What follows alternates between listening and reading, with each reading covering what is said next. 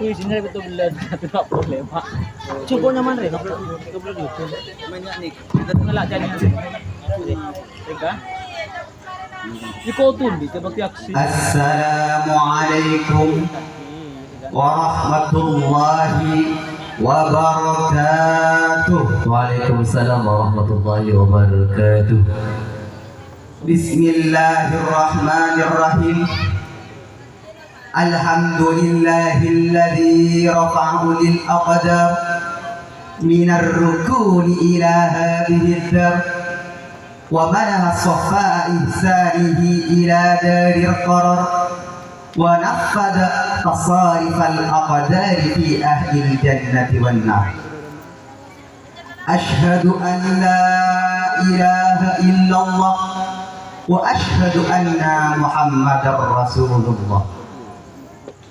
Rabbi israh li sadri wa yassir li amri wahlul 'uqdatam min lisani yafqahu qawli, amma ba'du. Yang terhormat pengasuh Pondok Pesantren Al-Fawzu Al-Wari yang mulia Kiai Haji Admin Muhammad beserta keluarga besarnya, yang saya hormati Dewan Pengasuh Pondok Pesantren Al-Fawzu Al-Wari yang mulia Raden Ali Zubairi MPDI beserta keluarga besarnya, yang saya hormati jajaran asatidz wal asatidah Lembaga Pendidikan Islam Al-Istiqmal di bawah naungan Pondok Pesantren Al-Fawzu Al-Wari, dewan juri yang saya hormati, teman-temanku yang saya cinta sayangi. Seiring puji yang tak pernah henti hanyalah milik Allah yang Maha Suci. Senandung rindu yang tak pernah layu hanyalah milik Allah yang Maha Tahu. Segenap sanjung tertumpu hanyalah milik Allah yang Maha Agung. Salawat berangkai salam marilah kita haturkan kepada Sang Mahkota Alam, pelipur lara di kala duka, pengobat kalbu di kala rindu, penenang hati di kala tersakiti, yakni Habibana wa Syafi'ana wa Rasulana Muhammad sallallahu alaihi wasallam. Hadirin rahimakumullah, memasuki awal tahun 2025, dunia dihebohkan dengan sebuah fenomena yang belum pernah terjadi sebelumnya.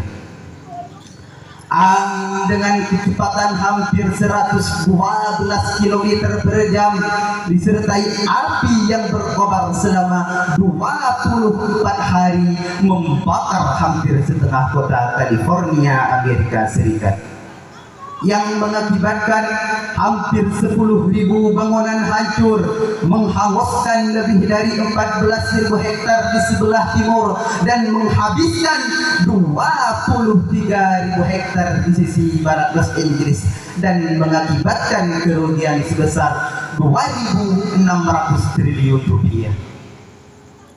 Kebetulan dan terasa anehnya, hal ini hanya berselang 3 hari dari pernyataan Presiden terpilih Amerika Serikat, yang mana dia menyatakan dukungannya kepada Israel atas invasinya kepada Gaza. Dan dengan arogan dia sesumbar mengatakan, jika para sendera tidak juga bebas pada saat mulai menjabat, maka neraka akan membakar di Timur Tengah. Akan tetapi hanya berselang 3 hari dari pernyataan tersebut, neraka meluluh lantahkan kota kebanggaan negeri tersebut. Hal ini memantik hati saya untuk menyampaikan pidato dengan judul Bintana Cobaan atau Azab. Hadirin sahabat Aksmal rahimakumullah, Allah Subhanahu wa ta'ala berfirman dalam surah Al-Isra ayat 16, Bismillahirrahmanirrahim. وإذا أردنا أن نهلك قرية أمرنا مترفيها ففسقوا فيها فحق عليها القول فدمرناها تدميرا. Di dalam tafsir At-Tabari dijelaskan bahwasanya ketika Allah menetapkan di Lauhil Mahfuz untuk memusnahkan penduduk negeri, maka Allah akan menjadikan orang-orang yang hidup dewas sebagai penguasa. Lalu mereka membuat kerusakan, keluar dari kebenaran, lalu diikuti secara membabi buta oleh orang lain. Dengan begitu semuanya berhak menerima hukuman, lalu Allah pun membinasakannya. Hadirin rahimakumullah.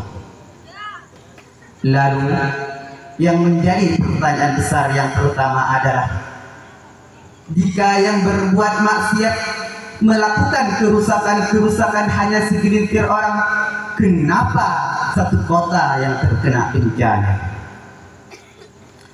Seseorang menganalogikan bahwasanya terkadang Allah mengazab hambanya sama persis dengan manusia terhadap semut. Akatipun bapak manusia kaling setong kaling sedikit sepokon siyoper, sama satu orang, satu golongan yang melakukan kerusakan, maka satu kota bahkan satu negeri yang akan ditimpa bencana. Kenapa? Karena ada ulama idza nazala al-bara' amma as-salih wat-talih. Ketika Allah menurunkan bencana, maka tak peduli ia baik atau buruk, tak peduli ia taat atau jahat, tak peduli ia saleh atau zalim, akan Allah luluh hantahkan sama rata. Kenapa? Karena bikaunihi lam ya'murhum wa lam yanhahum wa lam yahdurhum fillah. Dikarenakan orang yang baik tidak pernah menyuruh mereka pada kebaikan, tidak mencegah terhadap kejahatan, dan membiarkan mereka dalam kemaksiatan. Hadirin rahimakumullah. Lalu yang menjadi pertanyaan yang kedua adalah, apakah bencana tersebut merupakan cobaan atau azab dari Tuhan?